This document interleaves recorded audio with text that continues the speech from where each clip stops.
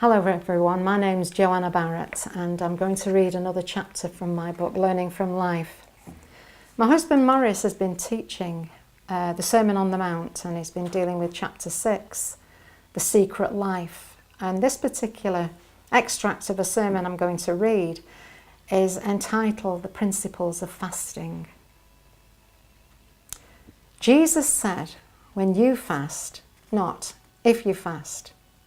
We're not given a choice in the matter. It's as imperative and basic as praying and giving.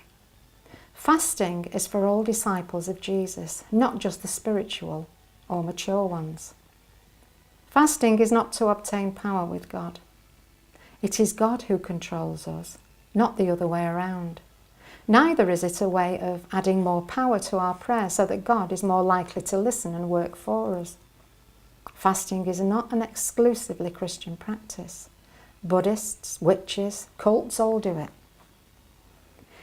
With all the examples from the Old and New Testament, it's difficult to see how Christians can say that fasting is not for today, or even that it is only an option. Fasting is not a legal requirement, but a spontaneous response from the heart. That is the fasting that God sees, and there is no doubt that when it is genuine and real, it does move God. Wicked King Ahab averted God's judgment because he rent his clothes and put sackcloth upon his flesh and fasted.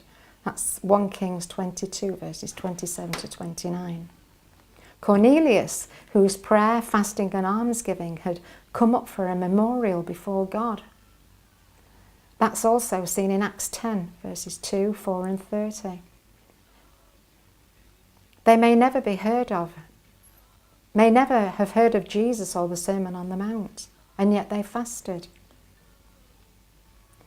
He practiced these means of grace, and because he did so, God heard him and was gracious to him and his household.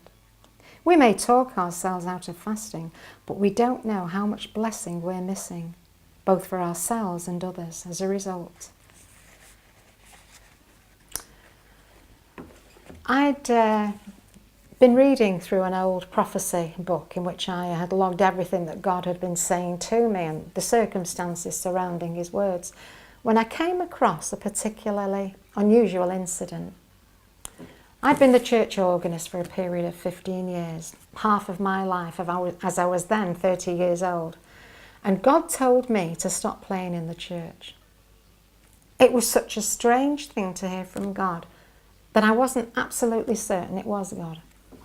I sought counsel and was told emphatically that God would never say such a thing. Gifts were meant to be used, and if you don't use them, you lose them. Nevertheless, I couldn't get away from this niggling feeling. Needless to say, God proved beyond a shadow of a doubt to me that it actually was his commandment to me. So I came off the platform and found myself all of a sudden just a normal member of the congregation. And it was then that God really began to deal personally with me, and he made it very clear that he wanted me to do a 7-day water fast. Well, just prior to the fast, God gave me a vision in a private meeting which I'd been extremely reluctant to share, as I had an awful suspicion that this vision was meant for me, and that if I spoke it out loud, I was giving God permission to bring it upon me. I've always been brought up with the teaching that God wants the very best for each one of us. But when we glimpse the future, we don't always trust this. My reason ruled my emotions, and so I gave the vision. I'd seen a woman crouching on the floor with her head bowed, and upon her head was a hood so that I couldn't see her face. Then, when she lifted up her head, I saw that she was sorely tormented and in great agony, for her face was absolutely covered in great festering boils which made her look monstrous and distorted all her beauty so that she was hideous to look at. She felt so ashamed of her condition that she tried to hide herself away. And I heard her voice as she cried so pitifully, saying, "Though you slay me, yet I will always believe in you. Though you kill me, I will always love you. I will never forget the wondrous things that you've done in my life. No matter what happens to me, I cannot deny you." And she cried long and hard. Then outside the small room where the woman was, I saw a peacock in the open air with his tail fanned open for all to see the splendour of his colourful and beautiful body. As he strutted about so proudly and pompously, the woman beheld him through a little window of the hut, and she praised his beauty in her heart. She could even envy his splendid creature. But God spoke to her and said, his beauty is only on the surface. There's no inner beauty in pride. He only has a bird's brain and cannot think wisely, and his prayers are never heard by me. But I hear your prayers. When you pray for those oppressed, I hear your words, for you know what you're saying. You've suffered and know how to plead for others. Your sorrow wasn't because of any sin. I wanted to prove to the world and to Satan your sincere love for me. I've tried you as I tried Job. Then it seemed as though her face was clear once more, and there was not a trace of any blemish to be seen. I'd never done a water fast before, and I was frightened.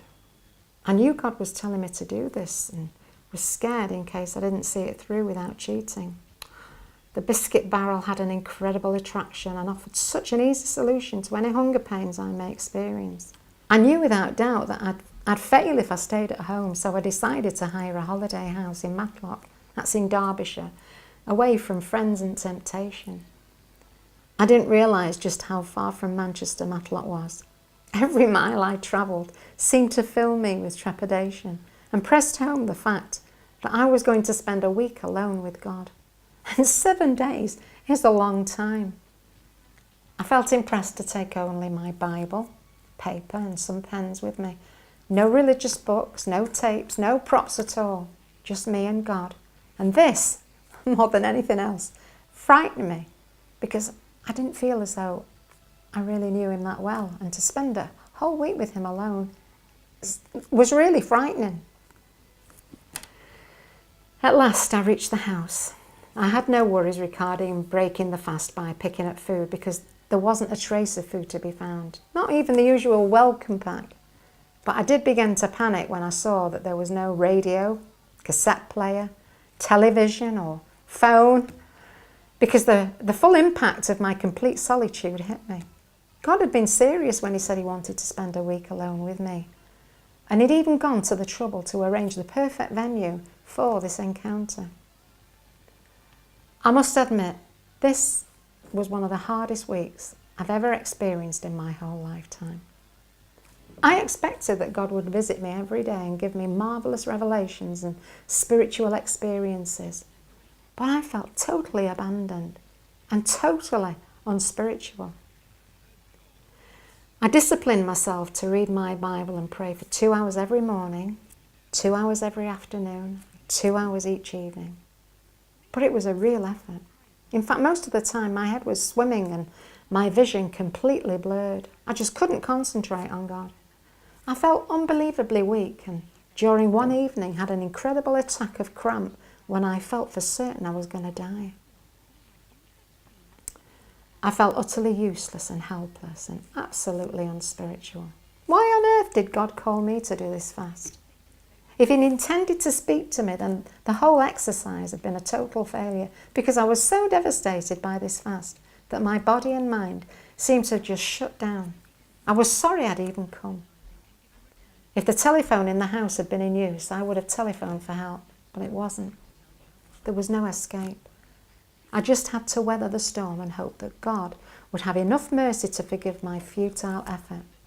I earnestly prayed that God would never, ever ask me to do such a fast again. And I really meant it, because I didn't want to be disobedient by refusing.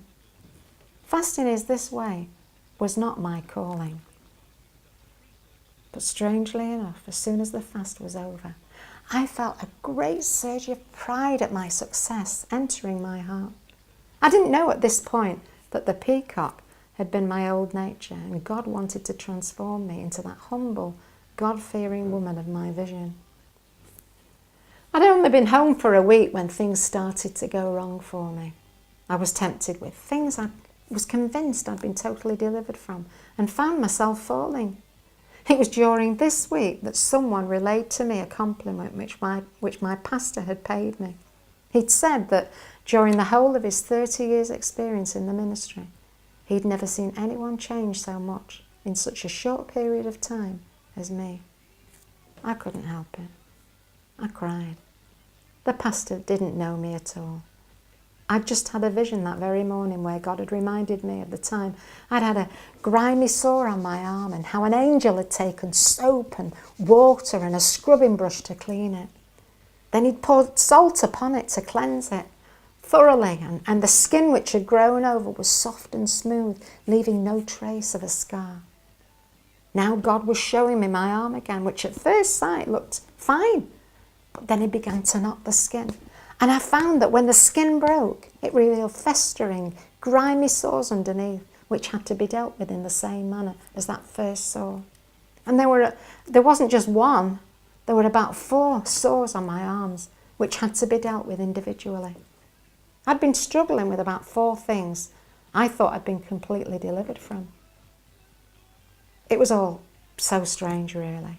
You see, when I'd done the 7-day fast, I came away with a sense of achievement that I'd proved to God my obedience and desire to serve him. I felt strong in my spirit as though nothing could stop my progress now. But in the light of the trials I experienced afterwards, I realised that I'd proved and achieved nothing. No amount of fasting, praying or self-denial can win you favour and honour from God. All you did when you fasted was humble yourself. Everything after that was down to the grace and mercy of God and nothing else at all.